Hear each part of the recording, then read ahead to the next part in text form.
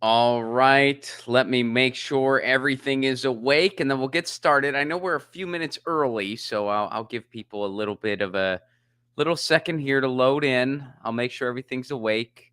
Just kind of do it to it production wise so we know we're good. Welcome, everyone. Good to see you. Hope you had a lovely weekend. Things are waking up slowly. It's almost like the internet knew we were early. They're like, you're logging on early. I don't know how I feel about that. YouTube is officially awake. Twitter is officially awake. Rockfin, are you awake? Rockfin's here. Okay. Took a little bit, but we're all here. And you guys know me. I need to see it first to make sure everything is good. We're a few minutes early, but that's okay. We're gonna do it to it. What's up, everybody? Good afternoon, good morning, good evening to everyone in the future, Australia, New Zealand. Thanks for waking up. Thanks for tuning in. And for everyone who's checking out the podcast later, thank you for being here. If you don't mind, write a review. That'd be awesome. Write an awesome review. That'd be super cool. This is Get Your News On with Ron. This is the interview show of the week. And this is also the specialized interview show of the week because it is that time of the month where we do MMT Monday. That is the segment of the month where we do a segment dedicated to MMT. And before I bring in my MMT guy, let me take a quick moment to thank all the folks who helped make this show possible. Our friends over at Indie Left. Indie Left is a place to find a bunch of the content creators you know and love. They curate a list updated twice a day to find out everything they got going. To subscribe to their Discord, independentleft.media. All right. So this is MMT Monday, all about modern monetary theory. We're going to give you a quick cliff notes on what that is. But first, let me bring in my MMT guy who helps me through all this. He is the host of the Activist MMT podcast. He's not the guy with the plane, but he does have the same name. Please welcome back to the show, Jeff Epstein. Jeff, what's up, buddy? How's it going? How's it going? Good, man. Good to see you. Happy Valentine's Day. Happy Valentine's Day. Will you be mine, Ron? So, Jeff, before we continue, let's start like how we start every episode, every MMT segment, and give everybody a quick elevator pitch explanation of what MMT is. I will. Before I do that, I want to say I have good news and I have very good news. The good news is that I will see you in New York. Oh, great, man. I'm thrilled to hear that. Yeah, my wife. It'll be awesome to see you. Good. Yeah, I look forward to it. My wife gave me permission to go, so I can go. And the great news is, bing. Yeah, your so sticker's it's back. It's back, and I don't want to hear any sticker shaming. So I get enough of it from my wife. You won 2 battles with the missus. She's letting you come out to the show, and your sticker's on your glasses. Actually, I took it from her glasses because she didn't want it, so I put it on mine. Well, then that's kind of a win for her, right? Yes. Well, something like that. All right. So MMT elevator pitch. MMT is a map. MMT is a map. Just like you have a geographical map to tell you what the land is like, because it's too big for you to see by yourself. It's too big. So you use a geographical map to give you an idea of the larger place where you are, to choose a destination of where to go and how to get there and what to expect along the way. That's what MMT is of our economy and our legal system. It doesn't mean you're going to get there, because there could be a guy there with a gun not letting you pass. But that's outside of the scope of the map. There could be a bridge out, which might be in the map to tell you, there's a bridge out. But there are things outside of that map that are beyond the scope of the theory. But MMT is an accurate map, where neoclassical economics is a completely bogus map.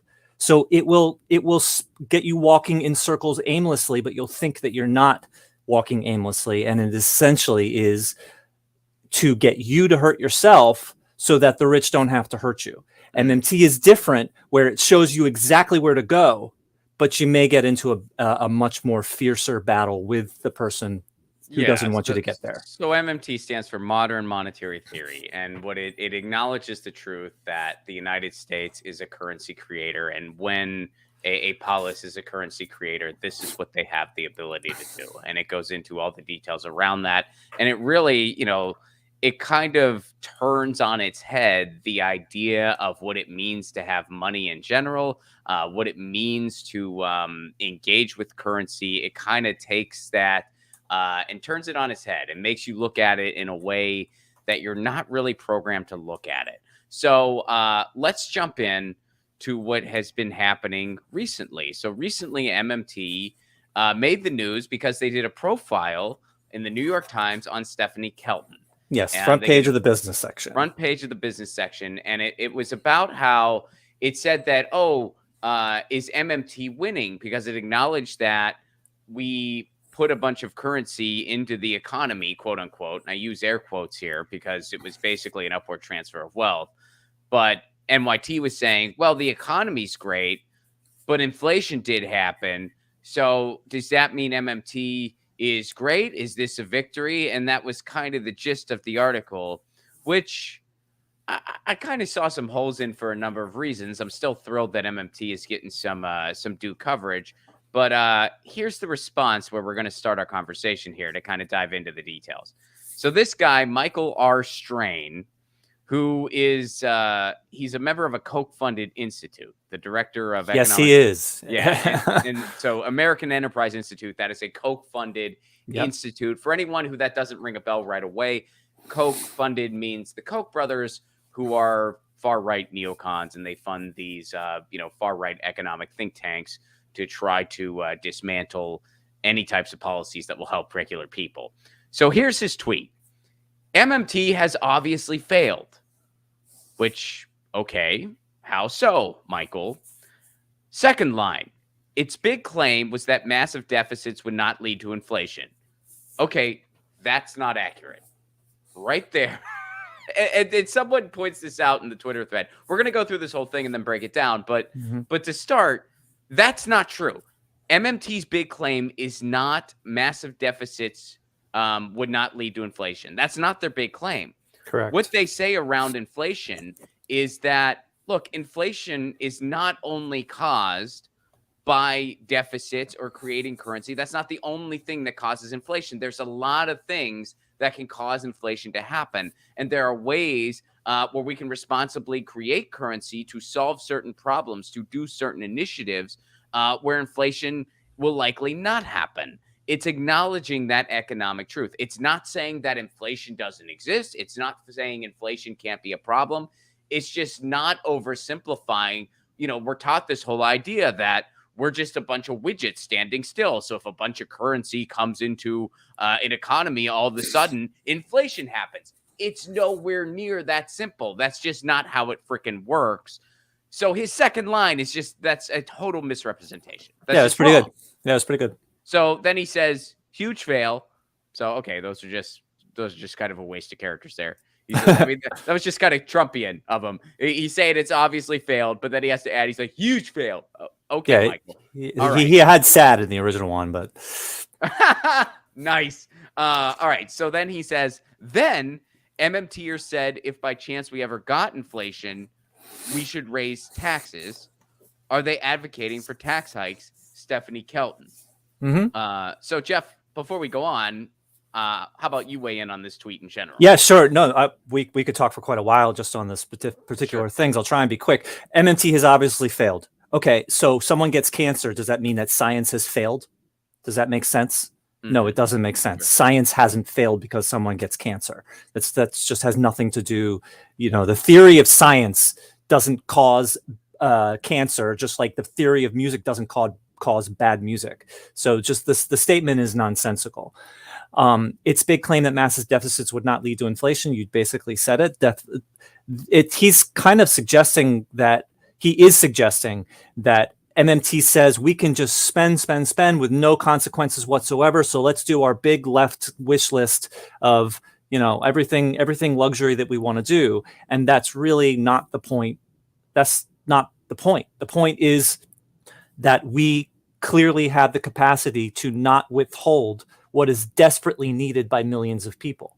During COVID, there was a lot of paychecks that for people who were not allowed to go to work, who had to pay rent, and those landlords had to pay their whoever they had to pay, and on and on and on in this cycle. So that was something that was desperately needed, and therefore it was safe to do. And same with healthcare and education. These are things that are desperately needed, and the idea of withholding them because the spending of how much they cost and how you're going to pay for it, that's what's bogus. And then if MMTers said if by chance we ever got inflation, we should raise taxes. that's a very big misrepresentation. Taxes is one of. Let me ask you, would you say that that's just a very, very gross oversimplification? No, I think it's just a plain misrepresentation. Okay, Because taxes is one of many tools to manage inflation, but that it can only be a reactive tool. Taxes are I believe it's correct to say that taxes are only a reactive tool to inflation, where the point is to prevent as much of that inflation as possible and to automate as much of the mitigation that can be automated into the legislation before we ever get to the point where taxes might be needed. But we can also enforce regulations. We can put CEOs in jail. We can shut down the fossil fuel industry and do a just transition for those workers who are in those fields. We can stop, all of this talk recently of corporate power, of price gouging, but they're using the term inflation to hide behind. Right. So we could stop that price gouging. And all of these different tactics are things that can, one of many examples that could get to the root of inflation. Supply chain issues, wages that are way too low that, we spoke a long time ago about. Yeah, there's tons of things. Taxes is one of many possible, and it's reactive. See, so I guess like, and yeah, I see what you're saying. That makes a lot of sense. I guess I would maybe put the fourth statement in the gross oversimplification category, because there's a little bit of like, yeah, technically that's part of it, but as you kind of like unpacked it, it's like, yeah, that's like one small piece, dude, not the entire puzzle. Whereas the first statement, its big claim was that massive deficits would not lead to inflation. That's straight up false. Mm-hmm. There's no seed of truth in that. That's just, you know what I mean? I can see what you mean. Yeah, the first one is more of a representation. The second one has a seed of truth in it. So, all right. So let's scroll down. And then somebody points out, Stephanie Kelton responds to, someone says, imagine tweeting so confidently about MT, but you get it wrong by the second line of your tweet. And Stephanie Kelton just goes, yep. But what's interesting to me is that I would say in so many ways, what it does prove is that, how do we measure that the quote unquote economy is good? And the we I'm referring to in this case is the corporate media. They measure it by what the stock market's doing, which is BS. That's total BS. The stock market is the graph of rich people's feelings. Totally. And so that right there is total BS. But that's not MMT's fault. But to try to make the connection to MMT here, they're saying, well, the economy's great according to our barometer. Well, why might it be great? Could it be because throughout the past couple years, we've had one of the largest upward transfers of wealth that we've ever seen? Right. And why have we had that? Well, because we as a society employ MMT all the time. We just only employ it for the rich and the elite, not regular people. When we need bomb money, there's no problem creating that currency. When we need to have an upward transfer of wealth to Wall Street, no problem with that currency. When we need to bail out the airlines and we ask them to make promises not to lay people off, and they lay people off anyway, they just lie, and there's no consequences, there's no problem for that currency. So in a way, it's like that guy, even by their own logic, MMT has succeeded. It's just, all the wrong people are benefiting from it. And unemployment is so much lower because we knocked millions more people off the rolls, so we don't even recognize them anymore. And I mean, that's a big part of what happened. That the Biden administration bragged about that, and it's because they're just pushed millions off of the rolls. They're not even considered unemployed anymore. I don't even know what the term is, but they're not considered as unemployed anymore because they've given up. So now our unemployment statistics are so much better. There is it's not disgruntled worker. But yeah, there's something like that where it's like, you don't count because, and then the way they discouraged, something like that. It's not. Yeah. But yeah, it's along those lines, and it's pretty obvious. It'll probably come to one or both of us as soon as the show's over. But like, and then there's also, they don't really measure underemployed properly. Of course, if you have a horrible job You're employed. Yeah. So suck it up. Yeah. Right. And which of course is so, so misleading, especially here in the United States, because so many people, they are underemployed, where they have to work 2 and 3 jobs just to get by, or like they just straight up don't make enough to live. I mean, they are like literally the working poor. They work full time. They don't make enough money to live. I mean, Right, but that they're happens all the counted time. as But they're employed. counted. They're counted So as employed as if everything's okay. So our employment is whatever, high, if it's potentially high, but how many of them are happy? well, let me ask you kind of a like just sort of a bigger picture thing before we move on to some of these other tweets. Um, were you happy to see Stephanie Kelton get this attention in the New York Times? Like, do you think this is overall a good thing to kind of get more people turned on to these economic ideas? Oh yeah, no, I don't. The article was good. I don't think it was particularly anything. Big problems with it. I don't think. But the content of the article is not nearly as important as the fact that it is out there and that it was on the front page of the New York Times business section and caused this whatever you call it, this craziness.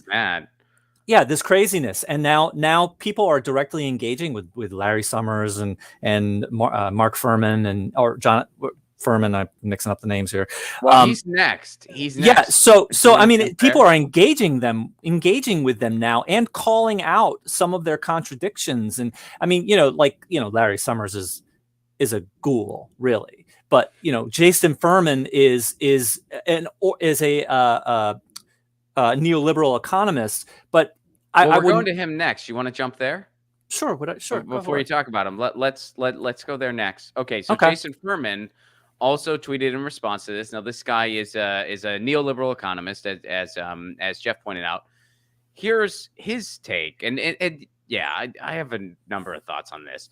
I'm struck by how MMT has actually had relatively little influence on the political system.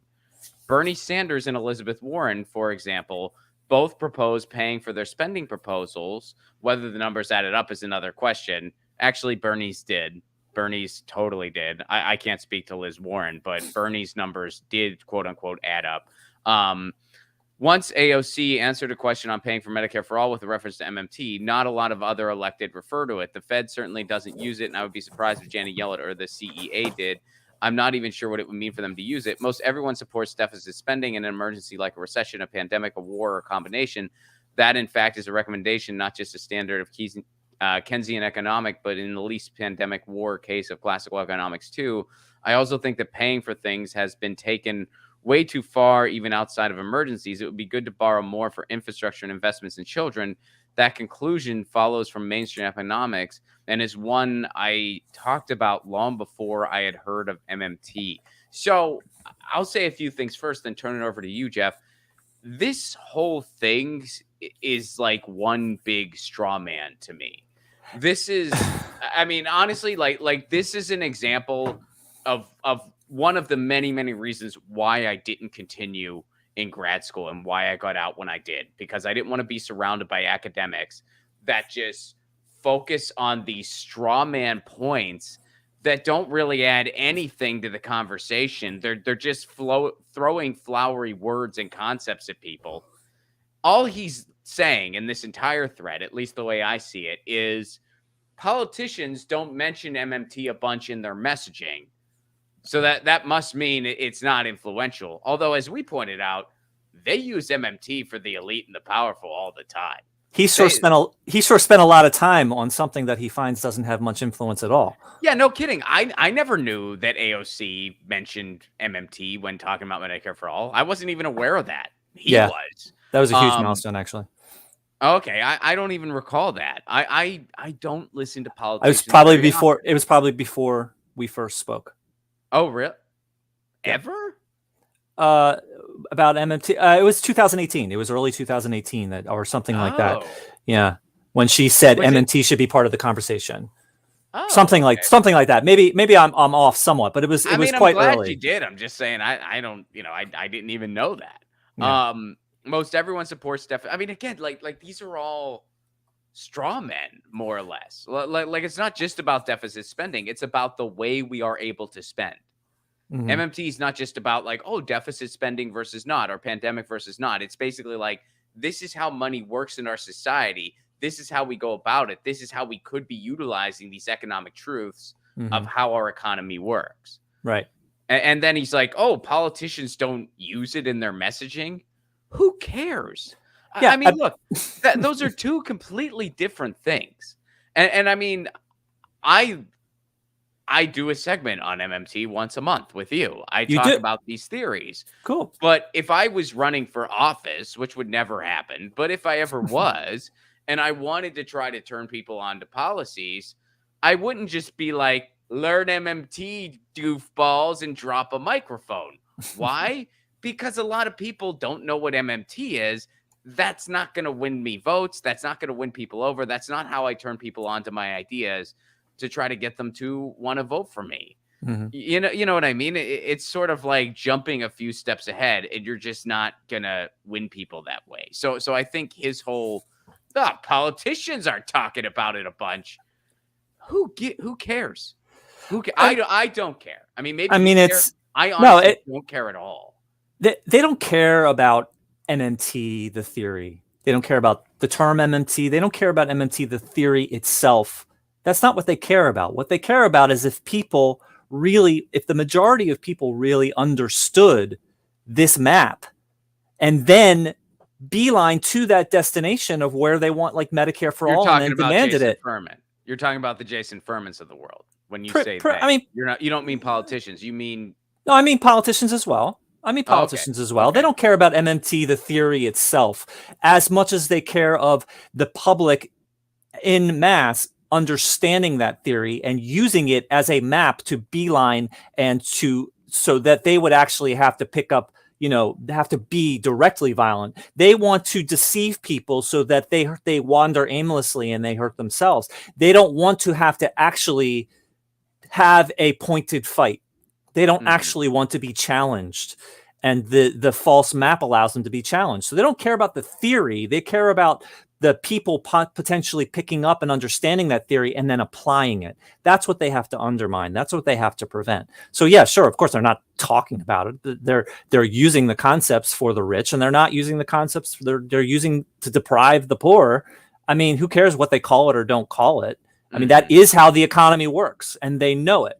They pretend it doesn't work that way when it comes to people policy.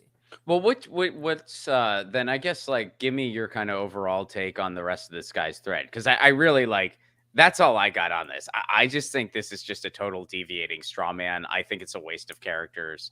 And I think so too. What's bluff? What I find funny about it is actually not this in and of itself, but comparing this to a tweet from Larry Summers, he says at the top, he says, I'm struck by how MMT has had relatively little influence on the political system, and yet he spends all this time discussing why would he waste his time on something that has so little influence. But then there's a tweet by Larry Summers on the same day, where Larry Summers says it would be valuable for senators at the end of his thread, at the end of Larry Summers' threads, it would be valuable for senators to verify that Fed nominees are not in the thrall of MMT.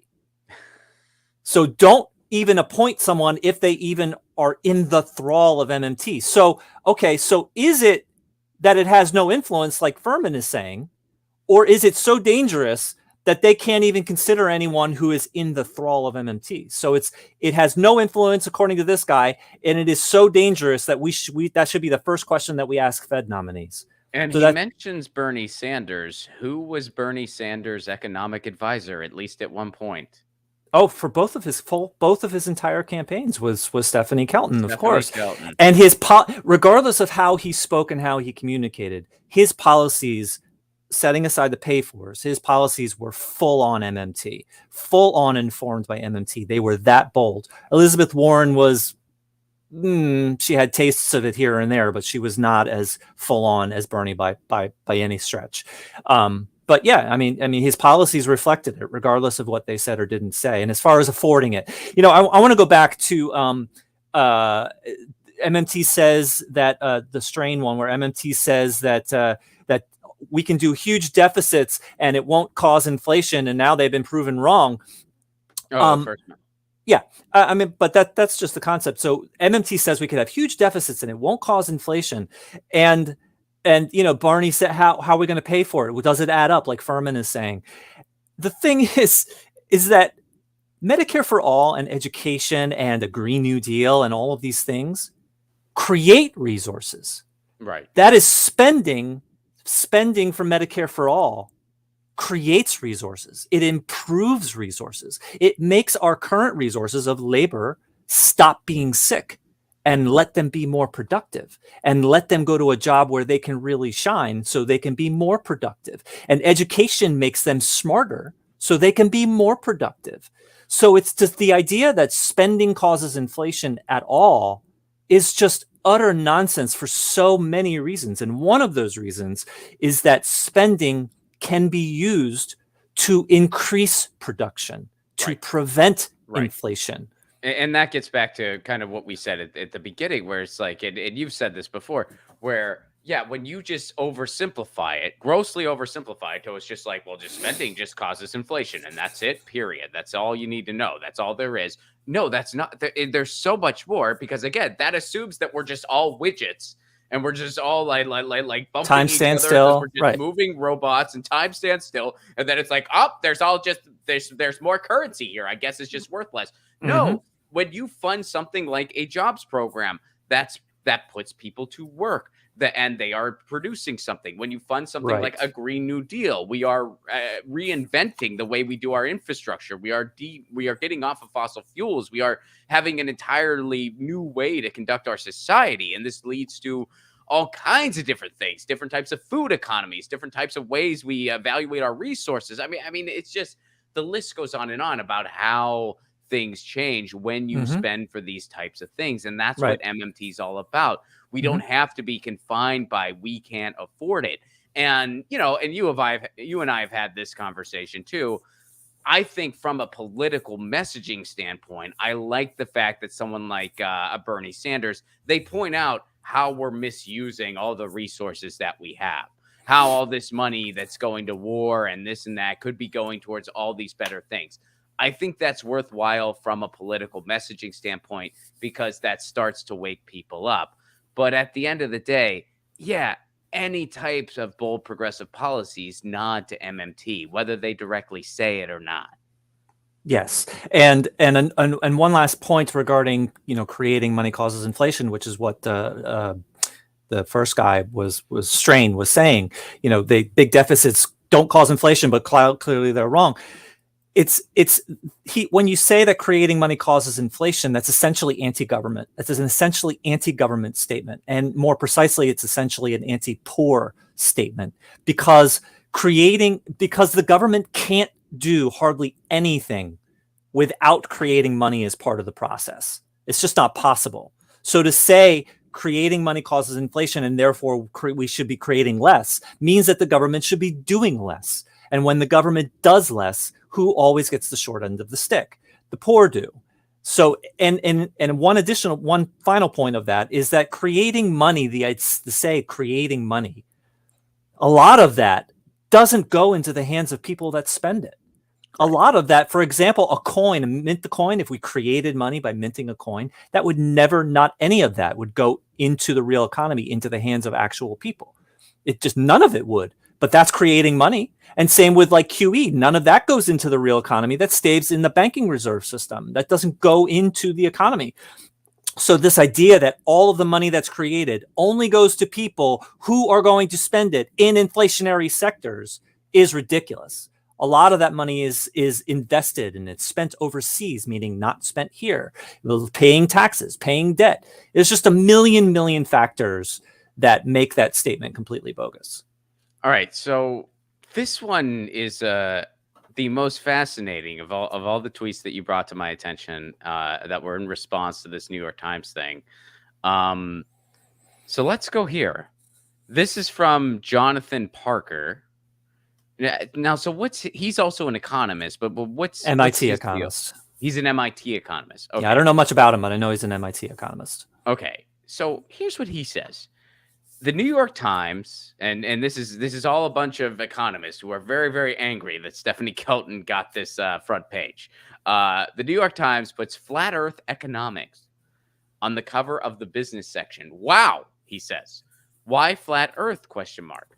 Because according to flat Earth, you can walk around the Earth, and the Earth looks pretty flat, no curve. In MMT, you can run some deficits and find that you don't always have a crisis. QED. So, what jumped out at me first, if you want to call something flat Earth economics, which I think is actually a clever phrase, I would say neoliberal economic theories. That's flat Earth economics. Of course. Because flat Earth is when you're just kind of just like, well, I'm walking around and I look straight ahead and I'm pretty sure it's flat. I mean, it just keeps going. I'm pretty sure it's flat. That's flat Earth. Similarly, neoliberal economic theories revolve around treating everything as if it's the same as an individual. I want to buy this apple. It costs $5. I only have $3. I guess I can't afford the apple. If I'm a person, I guess I need a job to pay for this apple. If I'm a government, I guess I need to tax people to pay for this apple. I'm economist now. Go like this, Ron. So if anything, that's flat Earth economics, because you're not taking into account, well, what if it's a currency creator, i.e. MMT? You're not taking into account what are all these other factors going on around, you know what I mean? So, well, he's basically saying the same thing in his final sentence, that you can do all these deficits and don't always have a crisis. Right. Yeah, he acknowledges that there's other factors while still trying to badmouth. So now here's what he says. To be fair, the article does critique MMT, which it does, but like a footnote qualifier for the headline.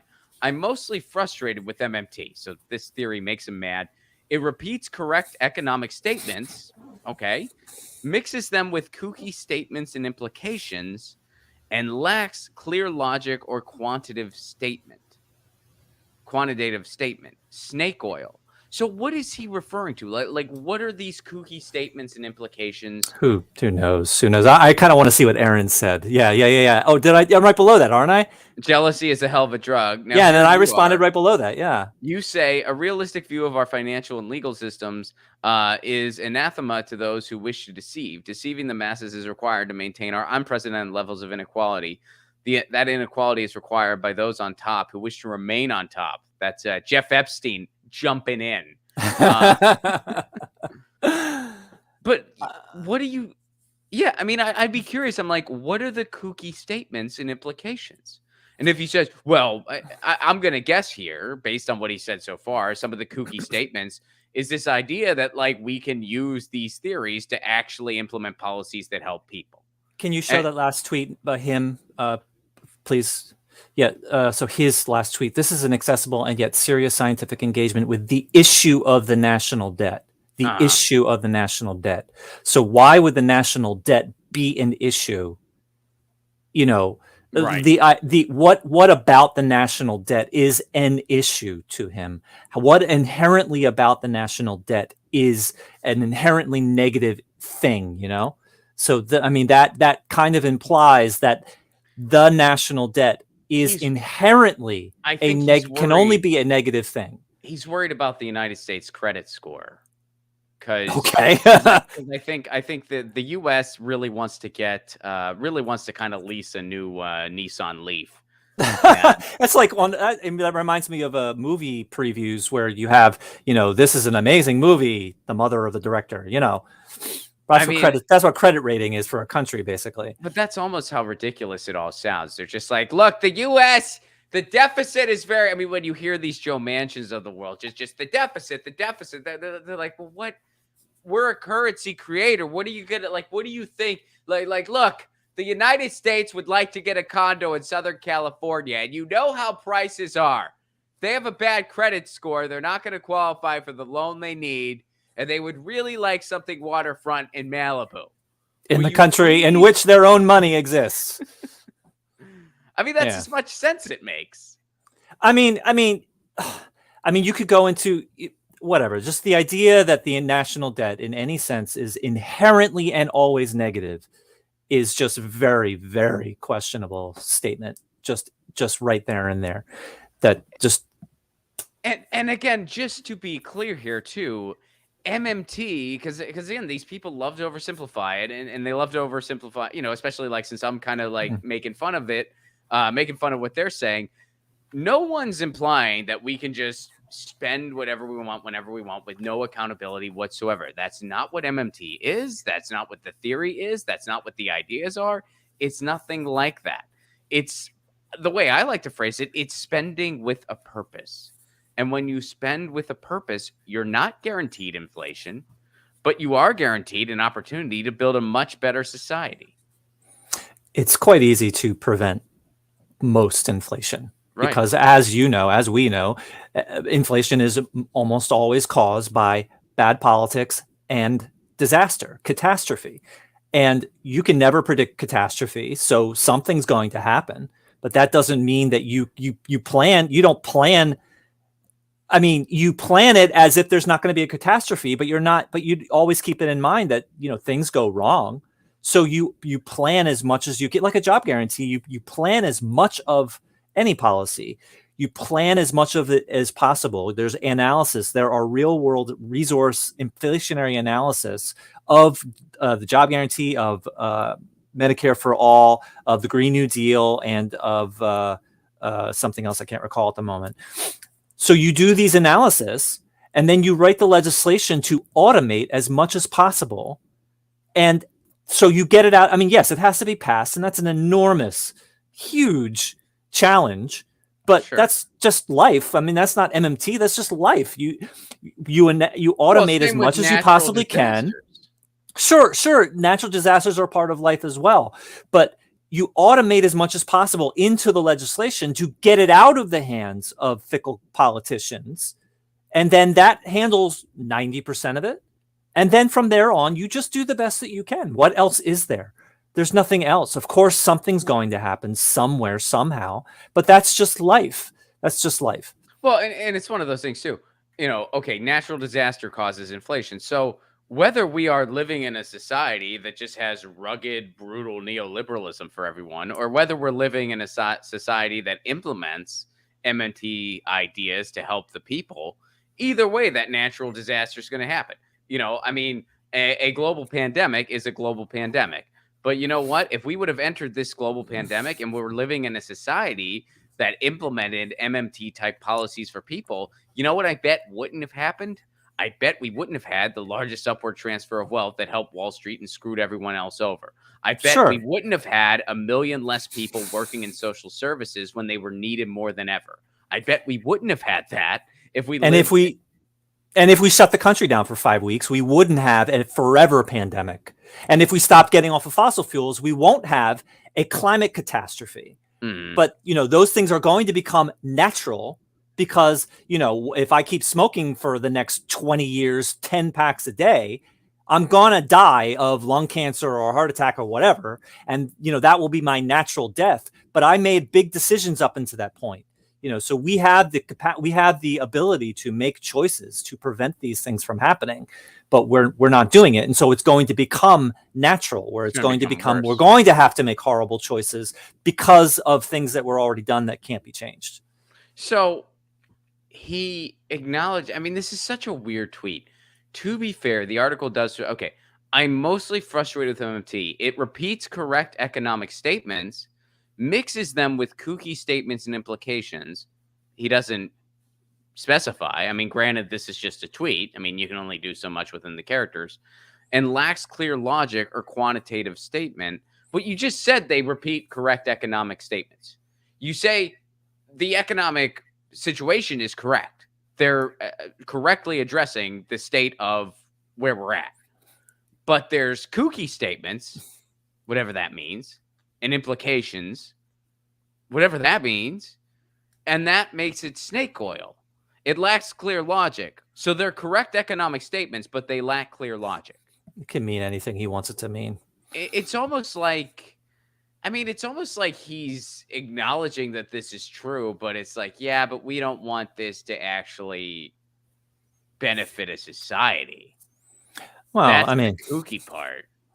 Yeah, I mean, there's an argument of how, putting the power of money creation into the unwashed masses' hands, which is essentially, into the politicians' hands, who are supposedly controlled by the unwashed masses, and it's really a disguised, thinly veiled attempt to just keep money in the hands of the creation power of money in the hands of technocrats and the powerful. But unwashed masses, the uneducated masses, to a significant degree, are kept deliberately unwashed, are kept deliberately, uninformed. And the same thing with, anti-government sentiment, anti-government, the government can do nothing right. They're always inefficient and corrupt, and they're always motivated for their own, corrupt goals and whatever. The government is significantly deliberately kept incompetent and corrupt. Right. Trump put in leaders of these departments who their main goal was to destroy these departments, the energy department and the education department. And Biden is better. He doesn't want, he's not appointing people that want to destroy them immediately, but he's certainly also appointing people. He's also appointing people that will not. Okay, fair enough. That will not. I mean, he's. But I'm going to finish one last thing, which is that he appointed, for example, an education secretary. He's not going to destroy it, but he's not going to cancel student debt, and in fact, he's going to go to court to stop the ruling that got I believe it was a handicapped person forgiven $100,000 in student debt, and so the education secretary is taking him to court to try and overturn that. Mm-hmm. Yeah, no, I hear what you're saying. And certainly there's, hey, I'm hoping that Biden's FCC appointees get approved as soon as possible. So it's not like I have a complaint about every single, appointee action. But, when it comes to the climate, he's still drill, baby, drill. And this goes beyond Trump. This goes beyond Biden. I mean, Obama had a bank appoint his cabinet. It's a systemic thing that we have a corporate coup for a government. So yeah, people do have this natural mistrust. It's deservedly so, but they like it that way. That's they deliberately make it that way. So we run to them.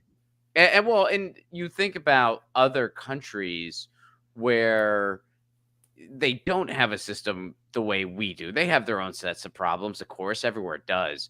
But a lot of like the anti-government sentiments that we have here, if you were talking to just a regular person in Denmark, for instance, they probably just wouldn't understand a lot of what you're talking about. I mean, unless they follow American politics, but just assuming like they don't really follow our politics much, and you're just talking about just life, they'd be confused by the whole like, well, the government's ripping me off or this or that. They would be like, what?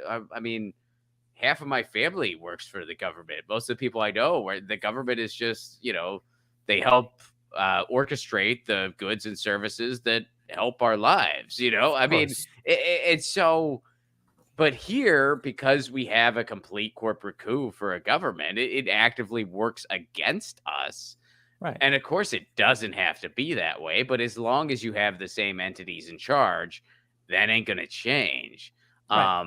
So, and I get how for some people, that's why, just even wrapping their heads around the concept of MMT is such a huge ask, because it's just like, well, how do you transform our government to actually start using these types of ideas in our favor? And I get that. But life is hard. But the first step in making change is to understand how things actually work and what is possible. If you don't understand that, then life still remains hard. Sure. And now you're in a haze and you don't know what to do. There is the only first step that is possible is to learn what's possible and learn how things actually work. Because if there's two people, one that understands how things work and one that doesn't understand how things work, if those two people go for, trying to change the system, which one is going to have a better chance?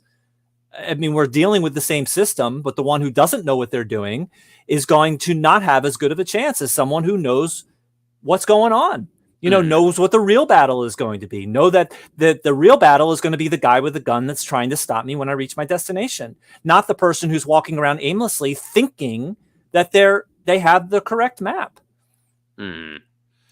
So Do you think that's why? Because I mean, all these economists are right-wing economists. They're pro austerity, pro pay go, stuff like that. Pro like we are basically just they treat this country as if it's just an individual who's balancing a checkbook.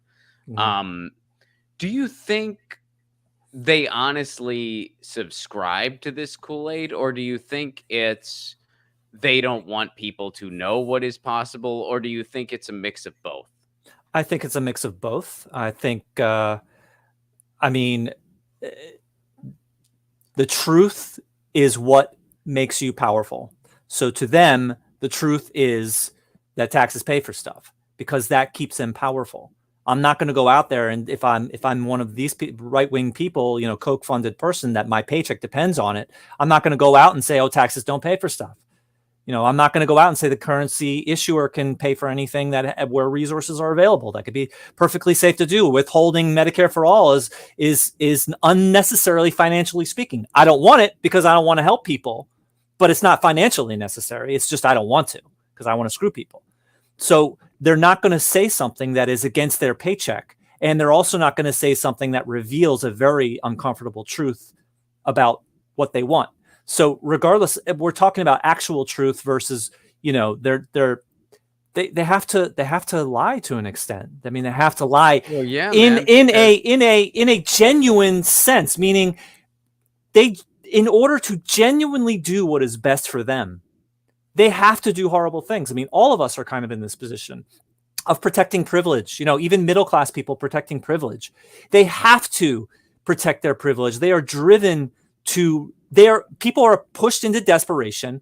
And so we should not be surprised that they are acting desperately. And that is even true of these people kind of, being paid by the Koch brothers and whatever. At every single level, this is true. People are driven to desperation. So we shouldn't expect them to not act desperately.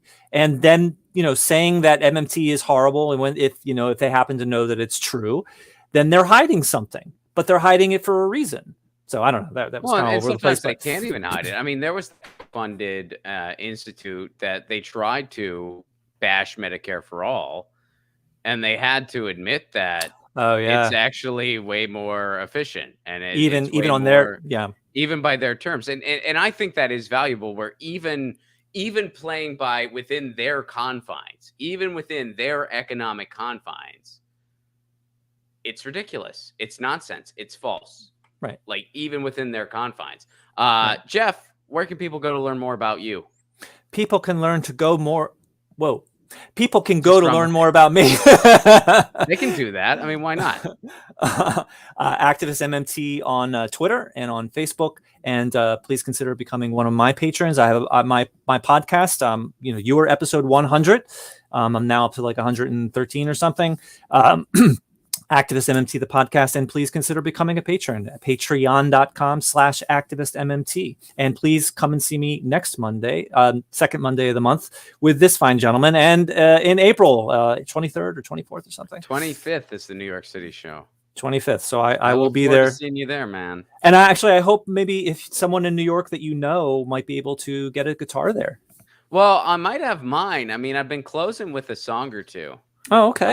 So I'll probably have mine. So yeah, we'll chat. We'll have to figure something out again. Yeah, I mean something. Yeah, we'll figure something out. Yeah. Cool. Now that I know you're coming, I just found this out today that you'll be there. So yeah. Cool. All right, buddy. Be well. Happy Valentine's Day. Please tell your wife hello. I will. Yeah, and I hope the family's well. And thanks for being here. See you next month. Happy Valentine's Day. See you, everybody. All right. Peace. Jeff Epstein, everybody, check his stuff out. He does a really cool podcast and does the MMT segment with me once a month here. Guys, before we get out of here, first of all, tour dates, I got them. Jeff's going to be at the New York show. I hope you will be too. RonPlacone.com. Get your tickets now. Pittsburgh, Toronto, Ottawa, Montreal, Burlington, Vermont, Portland, Maine, Boston, Massachusetts, New York City. That's coming up in April. RonPlacone.com. Tickets for all cities are available now. Chris Moen's going to be opening the shows. Lauren Ashcraft's going to be opening in New York City and in Pittsburgh. Jeff might be joining for a tune in New York. And we have a very special guest in Boston. Boston is going to have a very special guest. joining at the end of the show for a tune. So that's going to be a lot of fun. That is going to be a lot of fun. Don't wait. Get your tickets now. RonPlacone.com. Patreon.com/RonPlacone for a give what you can level. You get all kinds of cool perks. I'll make you a theme song, which makes a great gift for you or a loved one. I do patron Zoom shows every, definitely monthly, sometimes even more than that. I do a patron stream once a week. There's stand-up clips not available anywhere else. You can download my album in its entirety. That's all for a give what you can level. Patreon.com/RonPlacone. This is the first year where all my content endeavors is a full-time endeavor. So your support means the world and then some. I'm trying to develop a couple mini pilots. I got a movie I'm working on. I got Get Your News On with Ron. And I'm probably going to be doing a couple podcast series too coming up. So patreon.com/RonPlacone. Even $1 a month goes a long way. Guys, thank you so much for being here. Thank you for another MMT Monday. Check out Jeff's stuff at Activist MMT. And you know the drill. In the meantime, Lucy, she says meow. And I say peace, love, and a general strike.